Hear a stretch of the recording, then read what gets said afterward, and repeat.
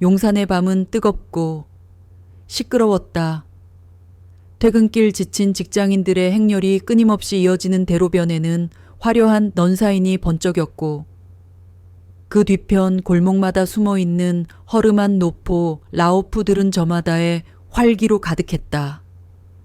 그 중에서도 낡은 간판에 용산 회관이라 삐뚤빼뚤 쓰인 숯불갈비 집은 유독 손님들로 북적였다.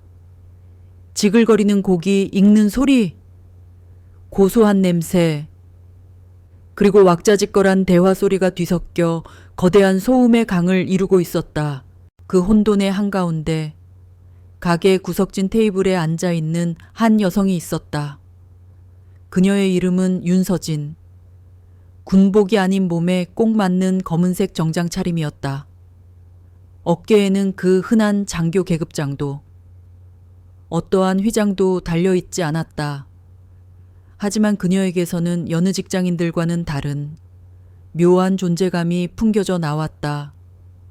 곧게 편 허리, 단정하게 묶어 올린 머리, 그리고 어떤 상황에서도 흔들리지 않을 것 같은 단단한 눈빛. 그 눈빛은 모든 소란을 꿰뚫어 보는 듯 차분하고 깊었다. 해병대 창설 이래 최초의 여성 준장. 그녀의 삶은 이미 투쟁의 역사이자 전설 그 자체였다. 그녀가 걷는 모든 길은 아무도 가보지 않은 길이었기에 그만큼 외롭고 험난했다. 준장님, 여기 숯불갈비가 정말 기가 막힙니다. 이 집 냉면도 꼭 드셔보셔야 합니다. 맞은편에 앉은 이태준 소령이 화사한 미소를 지으며 집게를 들었다. 30대 중반의 앳된 얼굴에는 장난기가 가득했지만 서진을 향한 눈빛에는 절대적인 신뢰와 존경이 담겨 있었다. 그는 서진이 소위였던 시절부터 그녀의 부관으로 함께 구르고 성장해 온 그녀의 가장 믿음직한 동반자였다. 소령, 밖에서는 그냥 누나라고 불러도 된다고 했지? 여기는 국방부 회의실이 아니야. 서진이 부드럽게 웃으며 말했다. 그녀는 잠시 굳어있던 표정을 풀고 고기 냄새 가득한 공간에 적응하려는 듯 보였다. 공과 사는 구분해야 합니다. 그리고 제게는 여기가 회의실보다 더 중요한 자리입니다. 준장님의 성공적인 프로젝트 마무리를 축하하는 자리니까요.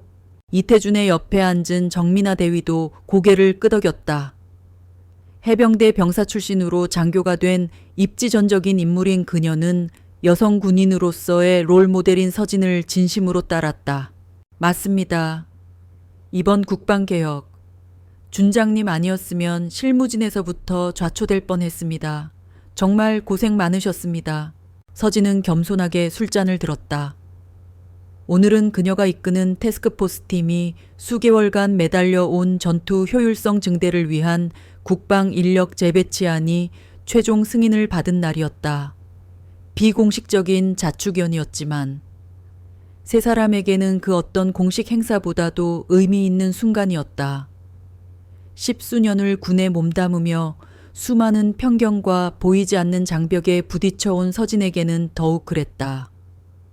그녀의 어깨에 빛나는 별은 단순히 계급장이 아니었다. 그것은 그녀가 흘린 땀과 눈물, 그리고 결코 포기하지 않았던 의지의 결정체였다. 자, 우리의 성공을 위하여. 서진의 말에 세 사람의 술잔이 가볍게 부딪혔다. 맑고 경쾌한 파열음은 그러나 이내 옆 테이블에서 터져나온 불쾌한 고성에 묻히고 말았다. 그러니까 내 말이 요즘 것들은 빠져가지고 말이야. 군대도 안 갔다 온 놈들이 뭘 안다고 책상에 앉아서 군대를 노네. 목소리의 주인은 50살쯤 되어 보이는 사내였다. 기름진 얼굴, 술 기운으로 벌겋게 달아오른 뺨, 그리고 자신의 말이 곧 법이라는 듯한 거만한 태도. 그는 목에 걸린 국방부 공무원증을 손가락으로 까딱거리며 술잔을 기울였다. 맞은편에는 그보다 젊어 보이는 남자가 연신 고개를 조아리며 아첨을 떨고 있었다. 역시 변우석 주사님은 다르십니다. 군을 아시는 분은 말씀부터 다르십니다. 변호석이라 불린 사내는 만족스러운 듯 껄껄 웃으며 술을 들이켰다. 그의 눈이 가게 안을 훑다가 문득 서진의 테이블에 닿았다. 그는 잠시 서진을 위아래로 훑어보더니 노골적인 감정사의 눈빛으로 김성민에게 말했다. 야, 김성민, 저기 저 여자 좀 봐라. 저런 여자가 술 만나게 하는 여자야. 겉으로는 튕기는 척하면서 속은 다를걸. 모두가 들을 수 있을 만큼 큰 목소리였다. 이태준 소령의 얼굴이 순간적으로 굳었다. 그의 손이 주먹을 꽉 쥐는 것을 본 서진이 테이블 아래로 그의 손등을 가볍게 눌렀다. 괜찮다. 신경 쓰지 마라. 눈빛으로 전해지는 메시지에 이태준은 겨우 분을 사겼다. 정민아 대위 역시 입술을 깨물며 불쾌한 표정을 감추지 못했다. 서진은 아무것도 듣지 못한 사람처럼 평온한 얼굴로 고기를 뒤집었다.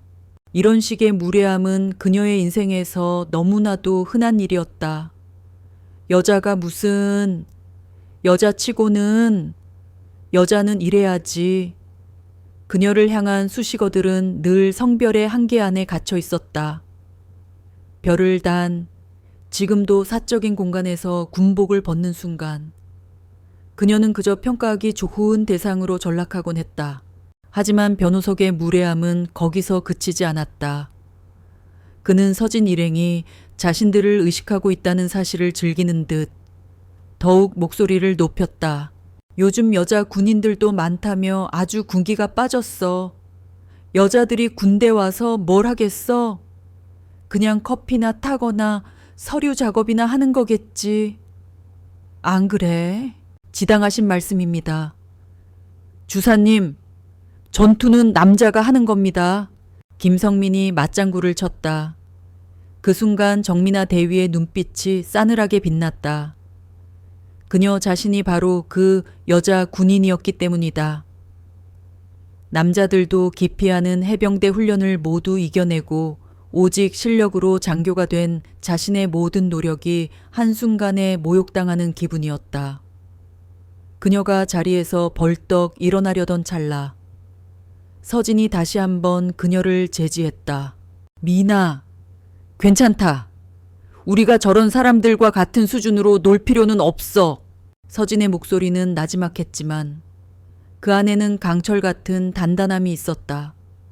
그녀는 여전히 평온을 잃지 않았다. 마치 거친 파도가 밀려오는 방파제처럼 모든 소란을 온몸으로 받아내며 묵묵히 서 있었다. 그러나 폭풍은 이제 겨우 시작이었을 뿐이다. 술에 취한 짐승의 포효는 고요한 섬을 향해 점점 더 가까이 다가오고 있었다. 용산의 밤은 그렇게 소란스럽게 깊어지고 있었다. 서진의 침묵은 변호석에게 잘못된 신호를 보냈다. 그는 그녀의 평온함을 순종 혹은 두려움으로 착각했다. 술과 오만함에 취한 그의 눈에는 자신에게 감히 반항할 수 있는 존재는 없어 보였다. 특히 젊고 예쁜 여자는 더더욱 그랬다. 저기 아가씨들, 우리랑 합석하는 게 어때? 이 오빠들이 재밌게 해줄게. 결국 변호석이 기름진 웃음을 흘리며 자리에서 일어났다. 김성민이 그 뒤를 따랐다. 그들이 서진의 테이블로 다가오자 주변의 시선이 일제히 쏠렸다. 왁자지껄하던 가게 안의 공기가 미묘하게 변했다. 흥미로운 구경거리가 생겼다는 기대감과 곧 무슨 일이 터질 것 같다는 불안감이 뒤섞였다. 이태준 소령기 즉각적으로 몸을 틀어 그들의 앞을 막아섰다. 그의 온몸에서 뿜어져 나오는 날카로운 기세는 접근하지 말라는 무언의 경고였다. 무슨 일이십니까?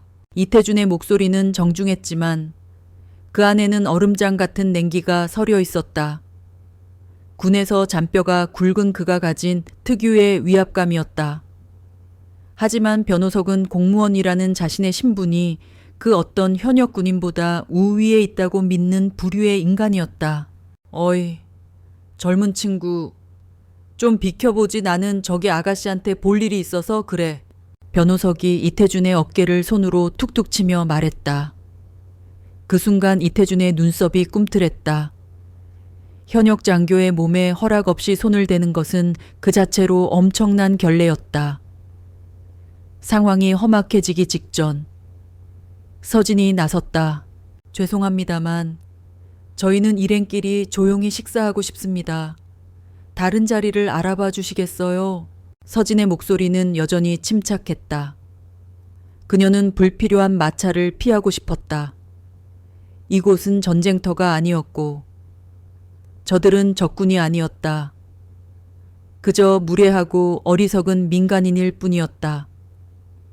그러나 그녀의 정중한 거절은 변호석의 비틀린 자존심에 불을 지폈다. 뭐야, 지금 내가 까인 거야. 변호석의 얼굴이 시뻘겋게 달아올랐다. 그는 서진의 턱을 손가락으로 까딱 들어 올리려는 듯 손을 뻗었다. 어디서 일하는 아가씨인데 이렇게 콧대가 높아. 내가 누군지 알아. 그의 손이 서진의 얼굴에 닿기 직전 번개 같은 속도로 뻗어나온 손이 그의 손목을 낚아챘다. 서진의 손이었다. 가늘고 하얀 손이었지만 그 손에 붙들린 변호석의 손목은 마치 강철 바이스에 물린 듯 꼼짝도 하지 않았다. 아! 변호석의 입에서 비명이 터져 나왔다. 서진은 그의 손목을 잡은 채 싸늘한 눈으로 그를 올려다보았다. 한 번만 더 제 동료나 제 몸에 허락 없이 손대면 그땐 손목으로 끝나지 않을 겁니다. 그녀의 눈빛은 더 이상 평온하지 않았다. 깊은 심해처럼 고요하던 눈동자에서 모든 것을 얼려버릴 듯한 혹한의 냉기가 뿜어져 나왔다. 변호석은 그 기세에 압도당해 순간적으로 말을 잃었다. 김성민 역시 어쩔 줄 몰라 쩔쩔매고 있었다. 이거 안 놔. 내가 뭔데 나한테 이래. 변호석이 겨우 정신을 차리고 악을 썼다. 서진은 그의 손목을 가볍게 놓아주었다. 그는 비틀거리며 몇 걸음 물러섰다.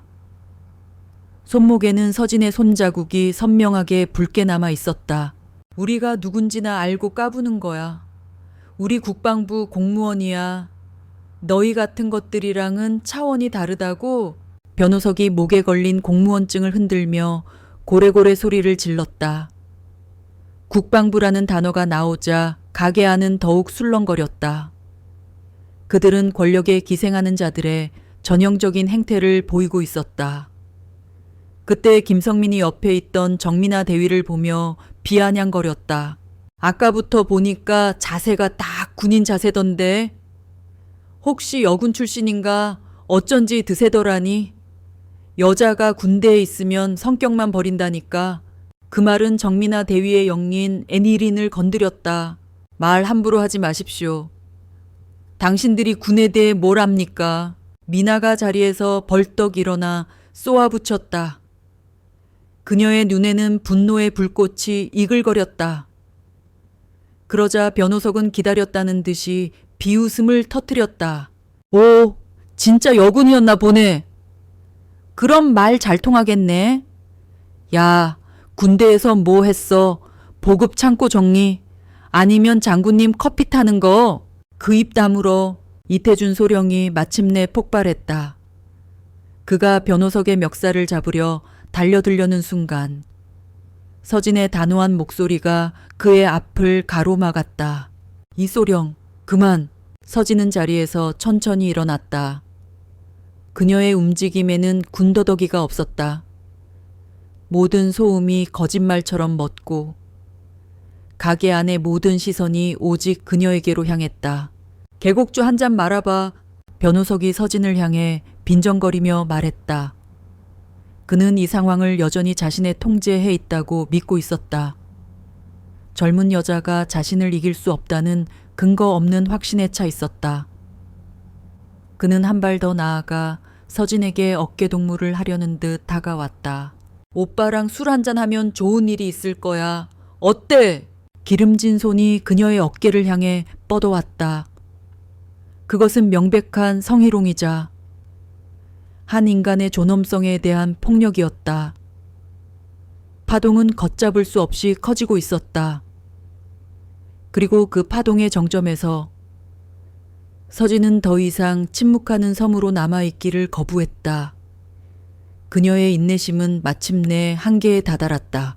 변호석의 손이 윤서진의 어깨에 닿으려는 순간 시간은 찰나와 영원 사이에서 길을 잃었다. 서진의 몸은 생각보다 먼저 반응했다. 그녀는 상체를 살짝 숙여 그의 팔을 흘려보내는 동시에 그의 몸 안쪽으로 파고들었다. 지켜보던 사람들의 눈에는 마치 서진이 그의 품에 안기는 것처럼 보였을지도 모른다. 그러나 다음 순간 상황은 누구도 예측하지 못한 방향으로 전개되었다. 서진의 한 손이 그의 목 뒤를 감싸고 다른 한 손은 그의 턱을 단단히 붙잡았다. 그리고는 지체 없이 자신의 몸무게를 실어 그의 몸을 비틀었다.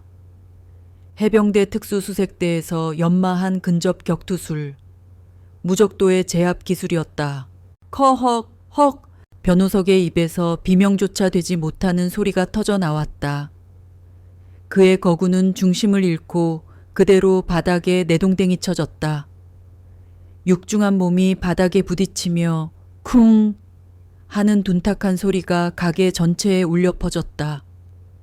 모든 것이 순식간에 일어났다. 가게는 물을 끼얹은 듯 조용해졌다. 사람들은 눈앞의 광경을 믿을 수 없다는 듯 입을 벌린 채 굳어 있었다. 가녀려 보이던 여성이 자신보다 2배는 좋게 되어 보이는 남성을 단숨에 제압한 것이다. 이 미친년이 상황 파악이 안 된 김성민이 욕설을 내뱉으며 서진에게 달려들었다. 그는 분노에 차 주먹을 휘둘렀다. 그러나 그의 주먹은 허공을 갈랐다. 서진은 이미 그의 공격 범위 밖으로 벗어나 있었다. 그녀는 그의 팔을 잡아당겨 그의 균형을 무너뜨린 뒤 그의 등 뒤에 섰다. 그리고는 그의 목에 팔을 감아 완벽한 헤드록을 걸었다. 움직이지 마. 움직이면 목뼈가 부러질 수도 있으니까. 서진의 목소리는 얼음처럼 차가웠다. 그녀의 팔은 가늘었지만 그 안에 깃든 힘은 김성민의 모든 저항을 무력하게 만들었다. 김성민은 컥컥거리며 버둥거렸지만 빠져나올 수 없었다. 그의 얼굴은 공포와 고통으로 삽시간에 창백해졌다. 준장님! 그제야 이태준 소령과 정민아 대위가 정신을 차리고 그녀에게 달려왔다. 그들의 눈에는 경악과 함께 역시 우리 준장님이라는 경외감이 동시에 서려 있었다. 그들은 누구보다 그녀의 실력을 잘 알고 있었지만 사적인 자리에서 그것을 목격하는 것은 전혀 다른 차원의 충격이었다. 서진은 헤드록을 건 채로 바닥에 쓰러져 신음하는 변호석을 내려다보았다. 그녀의 눈빛에는 더 이상 분노나 냉기가 없었다. 그저 깊이를 알 수 없는 공허함만이 자리하고 있었다. 술을 따라달라고 했나? 서진이 나지막이 물었다. 여자가 군대에서 뭘 할 수 있겠냐고도 했지. 그녀의 목소리는 조용했지만 가게 앞 모든 사람들의 귓가에 대고 외치는 것처럼 선명하게 들렸다. 그리고 높은 자리에 있는 여자 군인들은 실력이 아니라 다른 방법으로 그 자리에 올랐을 거라고 그렇게 말하려던 것 아닌가? 변호석은 대답할 수 없었다. 그는 공포에 질려 바들바들 떨고 있을 뿐이었다. 서진의 말이 자신의 속마음을 정확하게 꿰뚫고 있었기 때문이었다. 그는 늘 그렇게 생각해 왔다. 자신보다 어린, 특히 여성 상사를 인정할 수 없었다. 그들의 성공은 실력이 아닌 부정한 방법이나 운 때문이라고 폄하해야만 자신의 무능함과 열등감이 가려진다고 믿었다. 서진은 천천히 김성민을 놓아주었다. 풀려난 김성민은 콜록거리며 바닥에 주저앉았다. 서진은 그에게 눈길조차 주지 않고 변호석에게로 천천히 걸어갔다. 그녀의 구둣굽 소리가 정적을 깨고 또렷하게 울렸다. 일어나. 명령이었다. 거부할 수 없는 힘이 실린 지휘관의 목소리였다. 변호석은 비틀거리며 자리에서 일어났다. 서진은 그의 눈을 똑바로 마주 보았다. 당신들이 말하는 여자 군인이 지난 18년간 무엇을 했는지 알려주지. 나는 서해 최북단 섬에서 복무했고 적의 포탄이 머리 위로 쏟아지는 것을 보았다. 파병지에서는 동료의 죽음을 목격했고 살을 내는 훈련 속에서 수백 번 한계를 넘었다. 당신들이 책상에 앉아 커피를 마시며 여군을 비하하고 있을 때 나는 내 목숨을 조국에 걸었다. 그녀의 말 한마디 한마디는 비수처럼 날아가 변호석의 심장에 박혔다. 당신들이 함부로 짓거리는 그 군대라는 곳에서 나는 내 청춘과 인생을 바쳤다. 그리고 내 동료들, 남군과 여군 모두가 바로 지금 이 순간에도 당신 같은 사람들이 편히 잠들 수 있도록 차가운 철책과 거친 파도 위에서 밤을 새우고 있다. 서진은 정장 안주머니에서 무언가를 꺼냈다. 그것은 지갑이었다. 그녀는 지갑에서 자신의 신분증을 꺼내 변호석의 눈앞에 펼쳐 보였다. 신분증에는 활짝 웃는 그녀의 증명사진과 함께 선명한 글자가 박혀 있었다. 대한민국 해병대 준장 윤서진, 그리고 그 위에는 영롱하게 빛나는 별 하나가 자리하고 있었다. 변호석의 눈이 터질 듯이 커졌다. 그의 입이 뻐끔거렸지만 아무런 소리도 나오지 않았다. 준장, 별. 그것은 그가 평생을 아첨하고 고개 숙여왔던 권력의 상징이었고 동시에 자신이 감히 넘볼 수 없는 하늘이었다.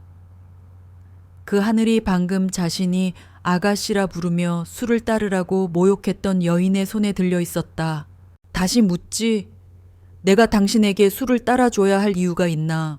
강철의 별이 그의 비겁한 영혼을 향해 서늘하게 빛나고 있었다. 준장 윤서진 세 글자와 별 하나가 박힌 신분증은 변호석의 눈앞에서 세상의 모든 빛을 빨아들이는 블랙홀처럼 보였다. 그의 뇌는 눈앞의 정보를 제대로 처리하지 못했다. 술 기운이 거짓말처럼 사라지고 식은땀이 등줄기를 타고 폭포수처럼 흘러내렸다. 방금 자신이 아가씨라 부르며 술을 따르라 모욕하고 미친년이라 욕하며 멱살을 잡으려 했던 여인, 그 여인이 해병대 장군이라니 하늘이 무너지고 땅이 꺼지는 듯한 충격이었다. 그의 오만함은 모래성처럼 허물어졌다. 그가 평생을 바쳐 쌓아 올린 군무원이라는 자부심, 현역 군인들을 아래로 보던 삐뚤어진 우월감, 여성에 대한 뿌리 깊은 멸시가 눈앞에 별 하나 앞에서 산산조각 났다. 그 별은 단순한 계급장이 아니었다. 그것은 국가가 인정한 권위였고 거스를 수 없는 질서 그 자체였다. 가게 안의 공기는 얼어붙었다. 수십 개의 눈동자가 경악과 경외, 그리고 알 수 없는 흥분으로 번뜩이며 서진과 변호석 사이를 오갔다. 몇몇은 슬금슬금 스마트폰을 들어 이 비현실적인 장면을 담으려 했지만 서진에게서 뿜어져 나오는 압도적인 기세에 차마 셔터를 누르지 못했다. 그곳은 더 이상 동네 갈빗집이 아니었다. 보이지 않는 법정이 열린 심판의 장소였다. 서진은 조용히 신분증을 다시 정장 안주머니에 넣었다. 그녀의 움직임에는 한치의 흐트러짐도 없었다. 그 침착함이 변호석에게는 사형 선고처럼 느껴졌다. 이 소령, 예, 준장님. 이태준 소령이 등 뒤에서 칼같이 대답했다. 그의 목소리에는 이제껏 억눌러왔던 분노와 함께 지휘관의 명령을 이행할 준비가 된 군인의 결의가 서려 있었다. 즉시 헌병대에 연락하게, 현 시간부로 이곳에서 발생한 모든 상황을 육하원 측에 따라 정확히 전달하고 신속한 출동을 요청하도록. 알겠습니다. 이태준 소령은 한치의 망설임도 없이 휴대폰을 꺼내 단축 번호를 눌렀다. 그의 입에서 흘러나오는 보고는 냉철하고 간결했다. 충성 해병대 사령부 이태준 소령입니다. 현재 위치 용산구 용산회관 현역 장성에 대한 민간인의 심각한 모욕 및 폭행 사건 발생. 피의자 신원은 국방부 소속 군무원으로 추정. 즉시 출동하여 현장을 확보하고 피의자 신병을 인계해주기 바란다. 반복한다. 헌병대라는 단어가 변호석의 귀에 박히는 순간 그의 마지막 이성의 끈이 끊어졌다. 그는 쿵소리를 내며 그 자리에 무릎을 꿇었다. 바닥에 흩어진 고기, 기름과 음식물 찌꺼기가 바지에 묻는 것도 아랑곳하지 않았다. 자, 장군님. 제가 죽을 죄를 지었습니다. 제가 미쳤었나 봅니다. 술이 왼수입니다. 그는 손이 발휘되도록 빌기 시작했다. 조금 전까지의 거만함은 온데간데 없었다. 비굴함과 공포만이 남아 그의 얼굴을 일그러뜨렸다. 제가 장군님을 미처 몰라 뵙고 제발 한 번만, 단 한 번만 용서해 주십시오. 집에 처자식이 있습니다. 제발. 김성민 역시 엎드려 울먹이며 그의 옆에서 고개를 조아렸다. 권력 앞에서 한없이 비굴해지는 인간의 가장 추한 모습이었다. 그러나 서진의 눈빛은 조금도 흔들리지 않았다. 그녀는 동정심이 없는 사람이 아니었다. 하지만 지금의 문제는 개인적인 감정으로 용서하고 말고 할 성질의 것이 아니었다. 고개를 들어라! 서진의 목소리에 변호석은 기계적으로 고개를 들었다. 눈물 콧물로 범벅이 된 얼굴이 처참했다. 당신이 용서를 구해야 할 대상은 내가 아니다. 서진은 차갑게 말했다. 당신이 모욕한 것은 나 윤서진 개인이 아니다. 당신이 커피나 탄다고 폄하했던 내 여성 동료들. 당신이 군기가 빠졌다고 조롱했던 수십만 장병들. 그리고 내가 목숨을 걸고 지켜온 이 군복의 명예다. 당신은 그 모든 것의 용서를 구해야 할 것이다. 그녀의 말은 서슬퍼런 칼날이 되어 변호석의 가슴을 후볐다. 그는 아무 말도 할 수 없었다. 자신의 죄가 얼마나 깊고 추악한지를 깨달았기 때문이 아니었다. 그저 눈앞의 장군을 화나게 한 대가가 얼마나 끔찍할지를 상상하며 공포에 떨고 있을 뿐이었다. 얼마 지나지 않아 가게 문이 거칠게 열리고 헌병 완장을 찬 군인들이 일사불란하게 들어섰다. 그들은 날카로운 눈으로 순식간에 현장을 장악했다. 선두에 선 상사가 서진을 발견하고는 우렁찬 목소리로 외쳤다. 충성 국방부 근무지원단 헌병대입니다. 신고받고 출동했습니다. 그는 서진의 계급장을 확인하고는 벼락을 맞은 듯 자세를 바로잡고 거수경례를 붙였다. 다른 헌병들 역시 일제히 경례했다. 그 광경은 서진의 권위가 실체임을 각에 안 모든 사람들에게 다시 한번 각인시키는 의식과도 같았다. 서진은 가볍게 목례로 답한 뒤 변호석과 김성민을 턱짓으로 가리켰다. 저 두 사람이다. 현역 군인에 대한 직접적인 폭언과 폭행 시도, 그리고 군 전체의 명예를 실추시킨 혐의다. 군무원 복제 규정 위반 여부도 확인하도록 정식 절차에 따라 긴급 체포하고 관할 부대에 즉시 통보해. 알겠습니다. 헌병들이 두 사람에게 다가가 수갑을 꺼내 들었다. 철컥하는 금속성 소리와 함께 변호석과 김성민은 속절없이 팔을 붙잡혔다. 장군님, 잘못했습니다. 살려주십시오. 그들의 비명은 저항 한번 제대로 하지 못한 채 끌려나가는 발소리에 묻혀 희미해졌다. 서진은 그들의 마지막 모습을 묵묵히 지켜보았다. 후련함보다는 씁쓸함이 더 컸다. 소란이 끝나자 가게 안에는 어색한 침묵만이 맴돌았다. 서진은 당황한 표정으로 서 있는 가게 주인에게 다가가 허리를 숙였다. 사장님, 소란을 피워 정말 죄송합니다. 저희 테이블과 저 사람들이 먹은 음식값까지 모두 계산하겠습니다. 그리고 파손된 것이 있다면 그것도 변상해 드리겠습니다. 그녀의 정중한 태도에 주인은 오히려 어쩔 줄 몰라 하며 손사래를 쳤다. 아닙니다. 아닙니다, 장군님. 저희가 뭘 했다고 돈은 받지 않겠습니다. 아닙니다. 받아주십시오. 이것 또한 제 의무입니다. 서진은 단호하게 카드를 내밀었다. 계산을 마친 그녀는 이태준 소령과 정민아 대위를 데리고 조용히 가게를 나섰다. 아무도 그녀를 막지 못했다. 모세가 바다를 가르듯 사람들이 길을 열어주었다. 가게 밖 용산의 밤 공기는 차가웠다. 뜨거웠던 안의 열기가 식고 그 자리에는 깊은 피로감이 몰려왔다. 서진은 하늘을 올려다보았다. 도시의 불빛에 가려 별 하나 보이지 않았다. 하지만 그녀는 알고 있었다. 오늘 밤 그녀 스스로가 가장 혹독하고 서늘한 빛을 내는 별이 되었음을, 심판은 이제 막 시작되었을 뿐이었다.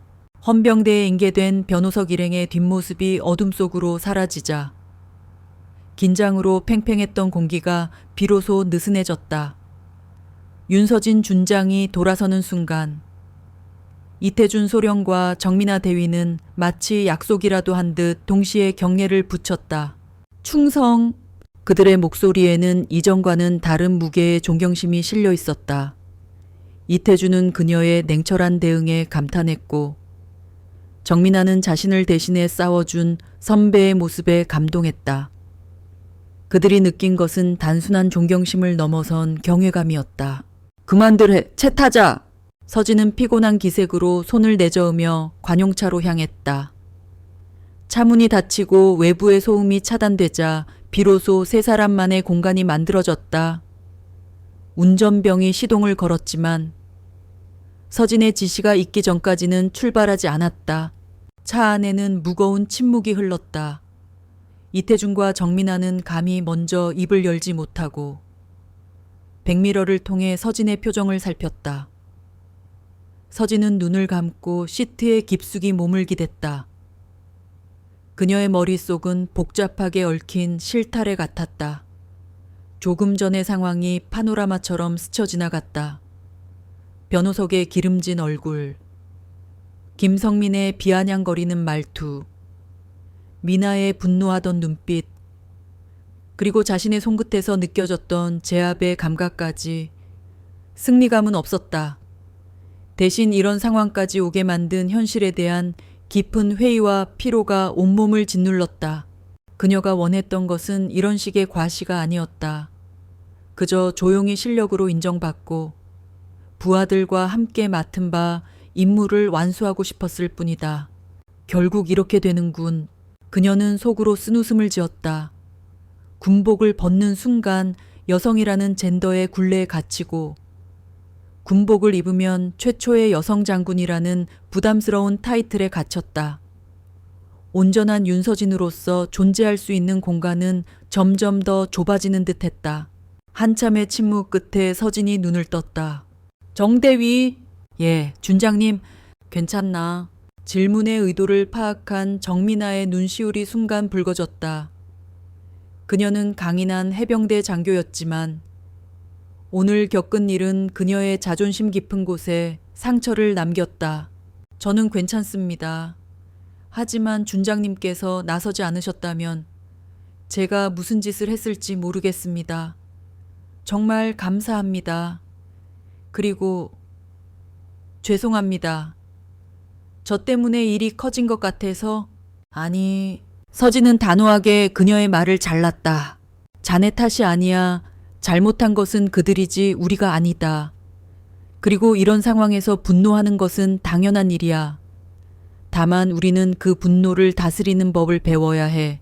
저들처럼 추하게 폭발시키는 것이 아니라 우리의 실력을 증명하고 더 높은 곳으로 올라서는 에너지로 바꿔야 한다는 뜻이야. 알겠나? 예, 알겠습니다. 명심하겠습니다. 정민아는 목이 맨 목소리로 대답했다. 서진의 말은 단순한 위로가 아니었다. 십수년간 같은 길을 먼저 걸어온 선배가 온몸으로 체득한 생존의 지혜였고 따뜻한 격려였다. 서진은 이제 이태준을 향해 고개를 돌렸다. 이 소령, 해병대 사령관님께 직접 연락드리게 내가 먼저 보고를 올릴 테니 자네는 사령관님께서 지시하시는 내용을 정확히 파악해서 후속 조치를 준비해. 알겠습니다. 그리고 오늘 일은 보안에 각별히 유의하도록. 공식 발표가 있기 전까지는 어떤 언급도 해서는 안 돼. 이것은 단순한 물리적 충돌이 아니었다. 해병대 최초의 여성 장군, 국방부 공무원, 폭행과 모욕, 이 자극적인 키워드들이 조합되는 순간 걷잡을 수 없는 파문이 일어날 것임을 그녀는 직감하고 있었다. 그녀의 예상은 틀리지 않았다. 그날 밤 군 내부 통신망은 익명의 게시글들로 술렁이기 시작했다. 용산에서 터진 대박 사건. 별이 공무원 참교육한 썰 같은 제목의 글들이 암호처럼 퍼져나갔다. 목격자들의 증언이 조금씩 살이 붙고 각색되며 사건은 이미 전설이 되어가고 있었다. 그리고 새벽이 채 오기도 전에 한 인터넷 언론사에서 단독 기사가 터져 나왔다. 난독 해병대 최초 여성 장군. 용산 식당에서 민간인과 난투극. 무슨 일? 기사의 내용은 악의적이었다. 서진이 먼저 시비를 걸고 과잉 폭력을 행사한 것처럼 묘사되어 있었다. 군기강 해이, 여성 장군 특혜 논란 같은 자극적인 표현들이 가득했다. 누군가 식당에서 몰래 찍은 서진이 김성민에게 헤드록을 거는 순간의 사진이 흐릿하게 첨부되어 있었다. 그 사진만 보면 영락없는 군인의 민간인 폭행 현장이었다. 기사가 나가자마자 온라인 커뮤니티와 소셜미디어는 전쟁터가 되었다. 군인이 어떻게 민간인을 저렇게 제압할 수 있나, 당장 군복 벗겨라. 최초의 여성 장군이라고 띄워주니 눈에 뵈는 게 없나 보네. 이러니 여군을 안 뽑으려고 하지. 감정 조절도 못하고. 악의적인 댓글들이 순식간에 수천 개가 달렸다. 물론 반론도 만만치 않았다. 전후 사정도 모르면서 함부로 말하지 마라. 뭔가 이유가 있었겠지. 사진만 봐도 남자들이 먼저 시비를 걸었을 것 같은데. 대한민국에서 여자로, 그것도 여군으로 사는 게 얼마나 힘든데 오죽했으면 저랬을까. 파문은 걷잡을 수 없이 커지고 있었다. 국방부 대변인실의 전화는 불통이 되었고 해병대 사령부는 비상대책회의에 들어갔다. 윤서진 개인의 문제는 이미 군 전체의 명예가 걸린 중대한 사안으로 비화하고 있었다. 다음 날 아침 자신의 집무실에서 밤을 새운 서진은 무수히 쏟아지는 기사들을 덤덤하게 바라보고 있었다. 그녀는 이미 이 폭풍을 예상했다. 그리고 이 폭풍의 한가운데서 피하지 않고 맞서 싸우리라 다짐했다. 책상 위에 놓인 전화벨이 울렸다. 해병대 사령관의 직접 호출이었다. 이제 그녀의 진짜 전쟁이 시작되려 하고 있었다. 사건의 현장은 더 이상 용산의 작은 갈빗집이 아니었다. 대한민국 전체라는 거대한 파문의 중심이었다. 해병대 사령관실의 공기는 무겁게 가라앉아 있었다. 통상 삼성 장군인 사령관의 집무실은 서진에게도 익숙한 공간이었지만 오늘만큼은 그 무게가 유독 다르게 느껴졌다. 그녀는 각을 잡고 선 채 자신을 말없이 바라보는 노 장군의 시선을 묵묵히 받아내고 있었다. 보고서는 잘 읽어봤네. 한참의 침묵 끝에 사령관이 입을 열었다. 그의 목소리는 낮고 차분했지만 그 안에는 폭풍 전의 고요함 같은 긴장감이 서려 있었다. 윤준장. 나는 윤준장을 믿네. 자네가 어떤 군인인지 지난 10수년간 내가 직접 보지 않았나. 하지만 세상은 진실만을 보려 하지 않아. 보고 싶은 것만 보고 믿고 싶은 것만 믿지. 그는 책상 위에 놓인 신문들을 턱짓으로 가리켰다. 한 면을 장식한 그녀의 사진과 자극적인 헤드라인들이 어지럽게 널려 있었다. 충격 여성 장군의 두 얼굴. 군인의 민간인 폭행 이대로 괜찮은가. 여론은 급격하게 악화되고 있었다. 국방부 합동조사단이 꾸려질 걸세. 자네는 오늘부로 모든 직무에서 잠시 배제되네. 조사에 성실히 임해주게. 이것은 명령일세. 알겠습니다. 서진은 담담하게 대답했다. 예상했던 수순이었다. 군 조직의 생리상, 사회적 무리를 일으킨 그것이 누구의 잘못이든 간에 지휘관을 그대로 둘 수는 없었다. 그녀는 조용히 경례하고 사령관실을 나섰다. 복도를 걷는 그녀의 등 뒤로 수많은 장교와 부사관들의 시선이 따라 붙었다. 동정, 호기심, 그리고 일말의 비난이 섞인 시선들이었다. 보이지 않는 전장이 본격적으로 시작되었다. 합동조사단 사무실은 삭막하고 건조했다. 창밖으로는 국방부 청사의 잿빛 외벽만이 보였다. 며칠째 계속되는 조사는 서진에게 심리적인 압박을 가하고 있었다. 질문들은 집요하고 날카로웠다. 사건의 시작부터 끝까지 그녀의 모든 행동 하나하나를 현미경으로 들여다보듯 파고들었다. 윤 준장, 피의자 변호석이 술에 취해 난동을 부렸다고 진술했습니다. 그는 윤 준장께서 먼저 시비를 걸었고 자신은 그저 이를 말리려 했을 뿐이라고 주장합니다. 그리고 그 과정에서 윤 준장께서 과도한 폭력을 행사해 자신의 손목과 갈비뼈에 부상을 입혔다고요. 조사관의 목소리는 무미건조했다. 마치 미리 결론을 정해놓고 증거를 수집하는 듯한 태도였다. 서진은 심호흡을 하고 차분하게 대답했다. 저는 먼저 시비를 건 적이 없습니다. 그들이 저와 제 동료들을 향해 언어적 모욕과 성희롱을 가했습니다. 물리적 충돌은 그들이 먼저 제게 신체적 접촉을 시도했을 때 일어났습니다. 하지만 목격자들의 진술이 엇갈립니다. 대부분의 목격자는 두 남성이 난동을 부렸다고 진술했지만 그들이 먼저 물리적 폭력을 행사했다는 직접적인 진술은 없습니다.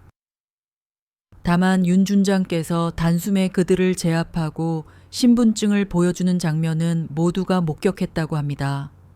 일반인이 아닌 군인이, 그것도 장성이 민간인을 제압하는 모습은 자칫 권력남용으로 비칠 수 있는 행동 아닙니까? 서진은 고개를 들고 조사관의 눈을 똑바로 바라보았다. 그들은 저와 제 동료의 명예를 모독했고 신체에 대한 위협을 가했습니다. 당시 저는 일반 시민의 입장에서 정당방위를 행사한 것입니다.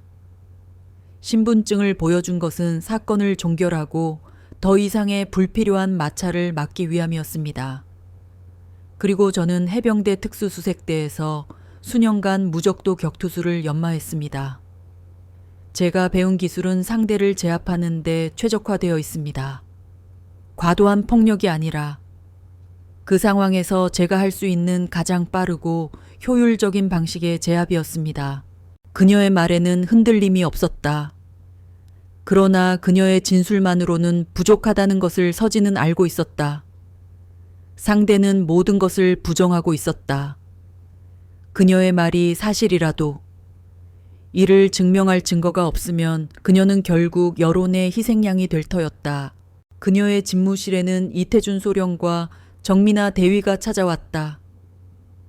그들의 얼굴에는 걱정과 분노가 교차하고 있었다. 준장님, 그자들이 온갖 거짓말을 늘어놓고 있다고 합니다. 헌병대에서 변호석과 김성민의 진술을 받으러 갔는데 자신들이 피해자라고 우기면서 언론에 제보까지 했다고 합니다. 괜찮다. 서진은 담담하게 말했다. 진실은 언젠가 밝혀지기 마련이니까. 하지만 여론은 점점 더 악화되고 있습니다. 저희 부대 게시판에도 준장님을 비난하는 글들이 올라오고 있습니다. 정민아의 목소리가 떨렸다. 해병대원들은 강인하다고 알려져 있었지만 익명의 공간에서 쏟아지는 비난은 그들에게도 큰 상처였다. 자신들이 존경하는 지휘관이 모욕당하는 것을 보는 것은 더욱 견디기 힘든 일이었다. 그것 역시 괜찮아. 군인은 여론으로 싸우는 것이 아니야. 우리는 실력과 신념으로 싸우는 것이지. 나는 내 신념을 지켰고 내 실력을 증명했어. 더 이상 뭘 바라겠나. 서진의 말은 그들의 마음을 잠시나마 진정시켰다. 하지만 그들은 알고 있었다. 이 상황이 얼마나 심각한지. 언론은 이미 그녀에게 여성 장군이라는 프레임을 씌웠고 그녀가 어떤 말을 하든 그 프레임 안에서 해석될 뿐이었다. 바로 그때 서진의 휴대폰으로 한 통의 문자가 도착했다. 이태준이 보낸 것이었다. 속보 용산회관 CCTV 영상. 유출, 국방부 조사단에 제출. 이태준이 서진에게 보낸 문자는 단순한 소식이 아니었다. 그것은 전쟁의 흐름을 단번에 뒤집을 결정적인 카드였다. CCTV. 그렇다. 그날 식당에는 분명히 CCTV가 있었다. 그러나 서진은 사건 당시 경황이 없었고 헌병대의 사건을 인계하는 데에만 집중했다. 그리고 변호석 일행이 자신들이 피해자라고 주장하는 것을 들으며 CCTV의 존재를 거의 잊고 있었다. 이태준 소령이 이미 서진의 생각을 읽고 있었다. 그가 사령관의 지시에 따라 헌병대와 접촉했을 때 그는 가장 먼저 식당의 CCTV 확보를 요청했다. 군사시설이 아닌 민간 식당의 CCTV를 확보하는 것은 간단한 일이 아니었다. 하지만 그는 자신의 모든 인맥과 노력을 총동원했고 결국 CCTV 영상을 확보하는 데 성공했다.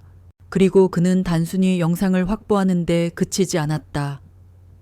그는 언론의 특성을 꿰뚫어 보고 있었다. 언론은 자극적인 기사를 원하고 그 기사가 사람들의 눈길을 끌 때 가장 강력한 힘을 발휘한다. 이태준은 그 힘을 역으로 이용하기로 결심했다. 그는 서진에게 상의하지 않고 신뢰하는 언론사 기자에게 영상을 통째로 넘겼다. 이건 특종입니다. 하지만 단순한 특종이 아니라 진실을 바로잡을 기회입니다. 이 영상을 통해 군에 대한 오해를 풀어주십시오. 그 기자는 영상을 보자마자 자신이 어떤 일을 해야 할지 직감적으로 알았다. 그 영상은 모든 것을 담고 있었다.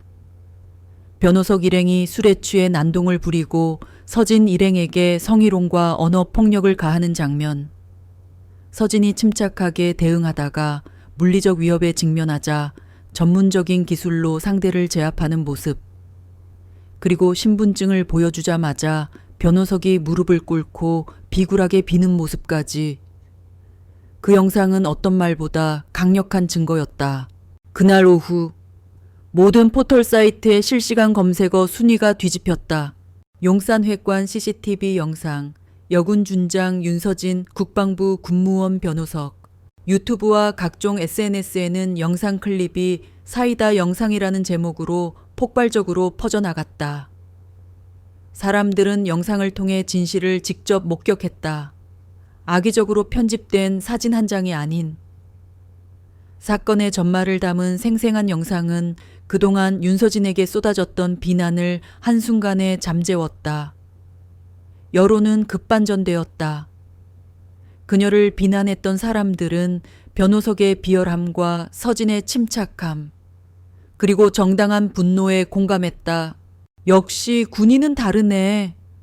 저런 상황에서도 침착하게 대응하다니. 변호석 저 인간, 신분증 보여주니까 태도 바뀌는 것 봐라. 저게 진짜 찌질함의 끝판왕이네. 아니, 저게 정당방위 아니면 뭐가 정당방위냐. 오히려 헌병대에 신고한 게 너무 신사적인 거 아닌가. 윤서진을 향한 찬사가 쏟아지기 시작했다. 그녀는 이제 단순한 사건의 당사자가 아니라 권위와 진실을 모욕하려는 세력에 맞서 싸운 상징적인 인물이 되었다. 국방부와 합동조사단은 더 이상 시간을 끌 수 없었다. 이미 온 국민이 알고 있는 진실을 그들만 외면할 수는 없었다. 조사는 일사천리로 진행되었다. 변호석과 김성민은 영상이 공개되자마자 모든 혐의를 인정했다. 그들에게 더 이상 숨길 곳은 없었다. 그들은 자신들의 잘못을 반성하는 척했지만 그들의 속내는 진실이 밝혀졌다는 것에 대한 분노와 좌절감으로 가득 차 있었다. 며칠 뒤 국방부 합동조사단의 최종 보고서가 발표되었다. 해병대 준장 윤서진은 자신의 직무와 무관한 사적 공간에서 발생한 불법적 행위 모욕, 성희롱, 신체적 접촉으로부터 자신과 동료를 보호하기 위해 정당방위를 행사하였음, 해당 사건으로 인해 군 기강을 해이시켰다는 일부 여론은 사실과 다르며 오히려 윤 준장의 침착하고 능동적인 대처는 군의 명예를 드높이는 계기가 되었음, 해당 사건으로 직위 해제된 윤 준장의 직무를 즉시 복귀시키고 변우석 등 피의자들에 대해서는 군무원 복무규정 위반 및 품위 유지 의무 위반 등의 사유로 중징계할 것을 권고함. 공식 보고서가 나오자 모든 의혹은 깨끗이 씻겨나갔다. 그리고 그날 저녁 해병대 사령관은 기자회견을 열고 윤서진 준장에 대한 전폭적인 신뢰를 다시 한번 표명했다. 나는 윤 준장을 믿었다. 그녀는 해병대의 정신을 구현하는 참 군인이다. 이번 일은 오히려 우리 군의 기강과 명예가 얼마나 굳건한지를 보여주는 계기가 되었다. 윤 준장에게 쏟아진 모든 비난은 곧 내가 그리고 우리 해병대가 감당해야 할 몫이다. 사령관의 발언은 군 내부와 외부에서 큰 반향을 일으켰다. 그의 발언은 단순한 보호를 넘어 윤서진 준장을 통해 해병대 전체의 명예를 회복하겠다는 의지를 보여주었다.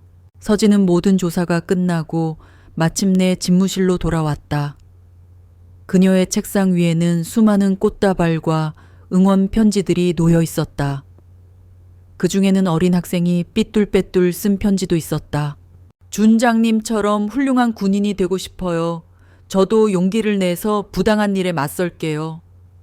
서진은 편지를 들고 창밖을 바라보았다. 멀리 보이는 남산타워가 굳건하게 서 있었다. 그녀는 알 수 있었다.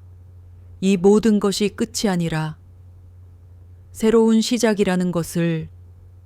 그녀는 이제 군의 기강과 명예를 회복하는 상징이 되었고 그녀의 어깨에 놓인 짐은 더욱 무거워졌다.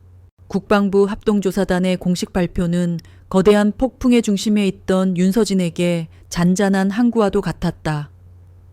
직무가 복귀되자 그녀는 며칠간 쌓였던 피로와 긴장감을 털어내고 다시 일상으로 돌아갔다. 그러나 이전과 똑같은 일상은 아니었다. 그녀의 삶은 이제 온 국민의 관심과 시선 속에 놓이게 되었다. 복귀 첫날, 윤서진 준장은 평소와 다름없이 이른 아침 부대에 도착했다. 집무실로 향하는 복도를 걷는 그녀의 등 뒤로 수많은 장병들의 시선이 따라 붙었다. 그러나 이제 그 시선에는 호기심이나 비난이 아닌 경외와 존경심이 담겨 있었다. 젊은 사병들은 그녀를 볼 때마다 굳건한 자세로 경례를 붙였고 장교들은 그녀에게 다가와 조심스럽게 인사를 건네며 격려를 보냈다. 준장님, 고생 많으셨습니다.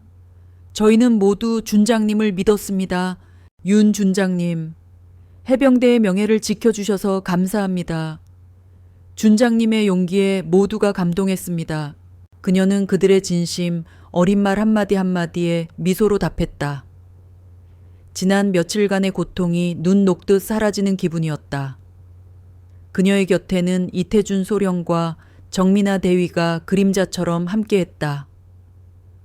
그들은 이제 단순한 부하가 아니라 그녀의 가장 든든한 동료이자 전우가 되었다. 어제 해병대 사령관님께서 준장님을 해병대 전체의 롤모델로 지정하고 여군들의 복무 환경 개선을 위한 특별위원회를 설립하라고 지시하셨습니다. 위원회장은 당연히 준장님께서 맡으셔야 한다고 생각합니다. 이태준 소령의 말에 서진은 미소를 지었다. 그녀가 그토록 바라던 변화가 비로소 현실이 되고 있었다. 그녀는 한 개인의 명예를 회복하는 데 그치지 않고 모든 여성 군인들의 삶을 바꾸는 중요한 역할을 맡게 된 것이다. 그러나 그녀의 승리가 모든 사람에게 기쁨을 가져다 준 것은 아니었다. 바로 그 시각. 변호석과 김성민은 헌병대 조사실에서 초라한 모습으로 앉아 있었다. 그들의 눈에는 더 이상 오만함이나 비굴함이 없었다. 오직 절망과 분노만이 가득했다. 우리는 이제 어떻게 되는 겁니까? 김성민이 불안한 목소리로 조사관에게 물었다. 공식적으로 국방부에서 발표가 나왔습니다. 귀하들은 오늘부로 모든 직위에서 해제됩니다. 변호석 씨는 물론 김성민 씨도 마찬가지입니다. 품위유지 의무 위반, 상급자에 대한 모욕, 그리고 허위 진술로 인한 공무방해 혐의가 적용될 겁니다.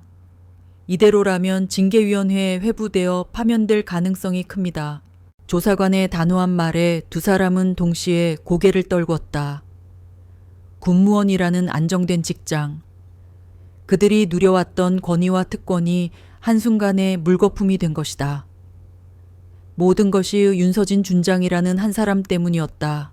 윤서진, 그 여자가 우리를 이렇게 만들었어.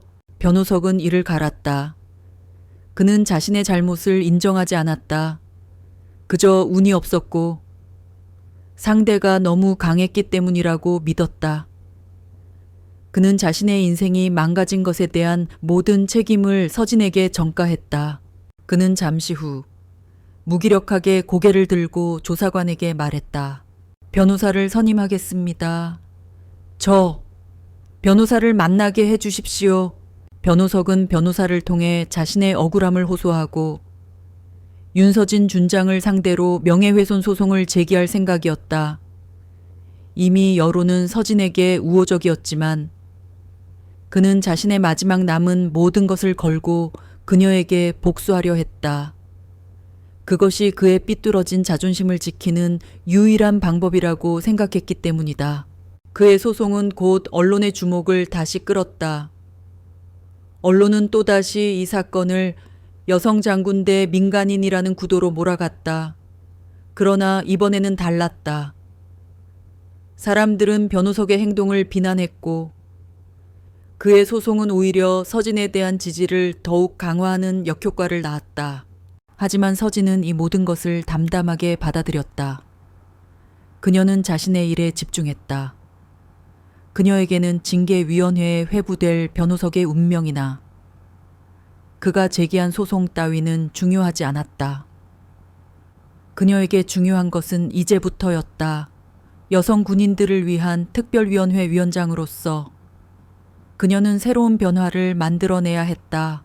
그녀는 전국 각지의 부대를 방문하며 여성 장병들의 고충을 직접 들었다. 성희롱과 차별은 여전히 만연했고 출산과 육아로 인한 경력 단절 문제는 심각했다. 그녀는 그들의 이야기에 귀 기울이고 그들의 고통에 공감했다. 그녀는 자신이 겪은 단 한 번의 사건이 아니라 수많은 여성 군인들이 매일 겪는 고통을 해결해야 하는 무거운 책임감을 느꼈다.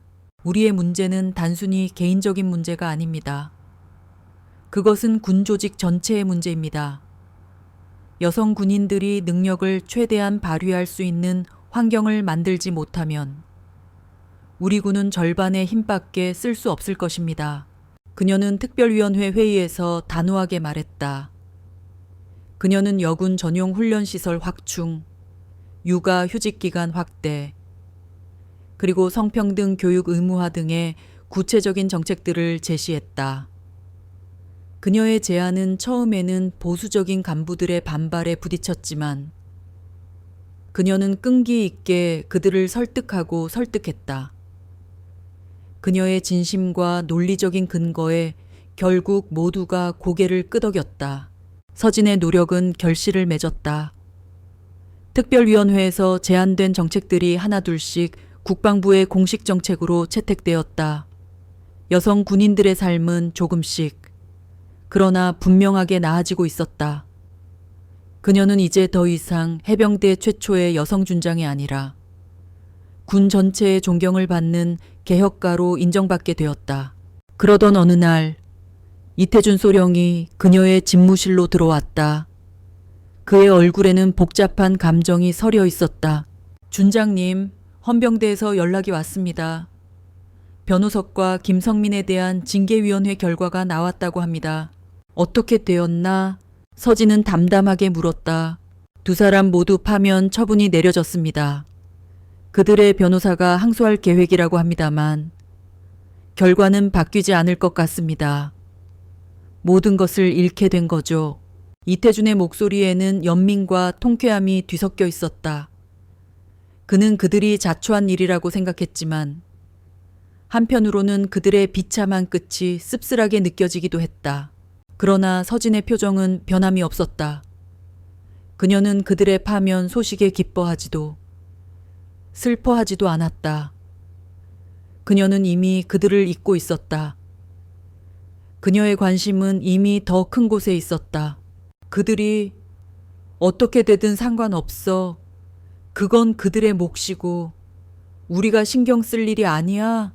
그렇지만 준장님께 온갖 거짓말을 늘어놓고 명예훼손 소송까지 제기하지 않았습니까? 정민아 대위가 분노를 참지 못하고 말했다. 그렇지.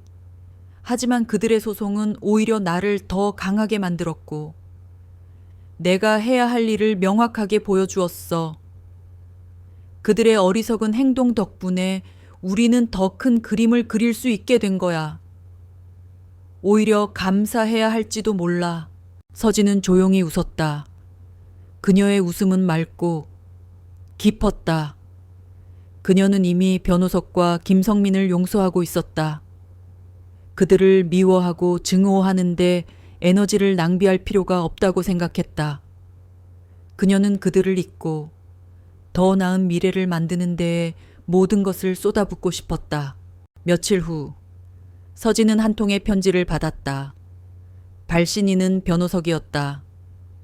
그는 자신의 모든 잘못을 인정하고 서진에게 진심으로 사죄하는 내용의 편지를 보냈다. 그의 편지에는 이제 오만함이나 비굴함이 없었다.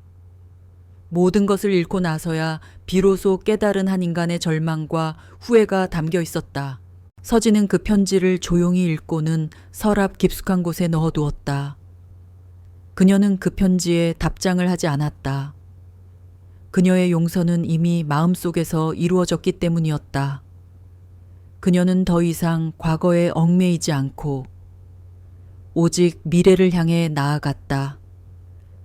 그녀의 앞에는 아직도 해결해야 할 수많은 문제들이 놓여 있었다. 그녀는 이제 혼자가 아니었다. 그녀를 믿고 따르는 수많은 동료들과 함께 그녀는 한 걸음 한 걸음 더 나은 세상을 향해 나아가고 있었다. 윤서진 준장의 삶은 이제 그 자체가 하나의 메시지가 되었다. 그녀는 군의 고위 간부로서의 업무 외에도 여성 장병들을 위한 정책을 수립하고 강연을 다니는 등 바쁜 나날을 보냈다. 그녀의 영향력은 군 내부를 넘어 사회 전반으로 확산되었다. 언론은 그녀를 유리천장을 깬 선구자이자 성평등을 위한 상징으로 묘사하기 시작했다. 그러나 이 모든 칭송에도 불구하고 그녀의 마음 한구석에는 채워지지 않는 공허함이 남아 있었다. 그녀는 진정으로 원했던 것이 명예나 찬사가 아니라 그저 온전한 군인으로서 인정받는 것이었기 때문이다. 어느 날 국방개혁을 주제로 한 토론회에 참석한 그녀는 한 중년 남성을 만나게 되었다. 그는 김민수라는 이름의 사회학자이자 군사 전문가였다. 그는 서진의 굳건한 태도와 논리적인 사고방식에 깊은 인상을 받았고 그녀에게 조심스럽게 말을 걸었다. 윤 준장님, 안녕하세요. 저는 김민수라고 합니다. 토론회에서 준장님의 의견을 듣고 깊은 감명을 받았습니다. 특히 군 내부의 성평등 문제에 대한 준장님의 시각은 저에게 많은 깨달음을 주었습니다. 서진은 김민수의 진심 어린 표정에 마음을 열었다. 그녀는 그와 군대 개혁과 사회적 인식에 대한 깊이 있는 대화를 나누었다. 김민수는 학자로서 냉철한 시각을 가지고 있었지만 동시에 군의 현실을 이해하려는 따뜻한 마음을 가지고 있었다. 그는 그녀가 겪었던 일련의 사건들에 대해서도 잘 알고 있었다. 준장님께서 겪으신 일은 개인적인 불행이 아니라 우리 사회의 구조적인 문제점을 드러낸 중요한 사건이었다고 생각합니다. 덕분에 저처럼 군을 외부에서만 바라보던 사람들도 군대 내 여성들의 고충에 대해 진지하게 고민하게 되었습니다. 김민수의 말에 서지는 오랜만에 마음속 깊은 곳에서부터 편안함을 느꼈다. 그녀를 향한 대부분의 찬사는 여성 장군이라는 타이틀에 국한되어 있었다. 그러나 김민수는 그녀를 한 사람의 군인이자 개혁가로서 온전히 존중해 주었다. 그녀는 그와 대화를 나누며 잊고 있었던 자신의 또 다른 모습을 발견하는 듯했다. 군복을 벗고 인간 윤서진으로서 살아가는 법을 다시 배우는 것 같았다. 그녀와 김민수는 이후에도 종종 만나 대화를 나누었다. 군대와 사회, 삶의 가치관에 대한 진솔한 대화는 두 사람의 거리를 좁혔다. 김민수는 그녀가 오랫동안 짊어져 왔던 외로움을 이해하고 위로해 주었다. 서진 역시 그의 따뜻하고 깊이 있는 마음에 이끌렸다. 그들의 관계는 단순한 동료애를 넘어 미묘한 감정으로 발전하고 있었다. 그러던 어느 날 김민수가 서진에게 한 가지 부탁을 해왔다. 준장님, 제가 교수로 있는 대학교에서 군사 관련 특별 강연을 부탁드리고 싶은데요. 특히 군에 관심이 많은 여학생들이 많아서요. 준장님께서 직접 오셔서 경험담을 들려주시면 큰 도움이 될 것 같습니다. 서진은 흔쾌히 수락했다. 그녀는 학생들과의 만남이 자신에게도 좋은 경험이 될 것이라 생각했다. 간견 당일, 서진은 군복을 단정하게 차려입고 연단에 섰다. 강연장에는 수백 명의 학생들이 그녀를 보기 위해 모여 있었다.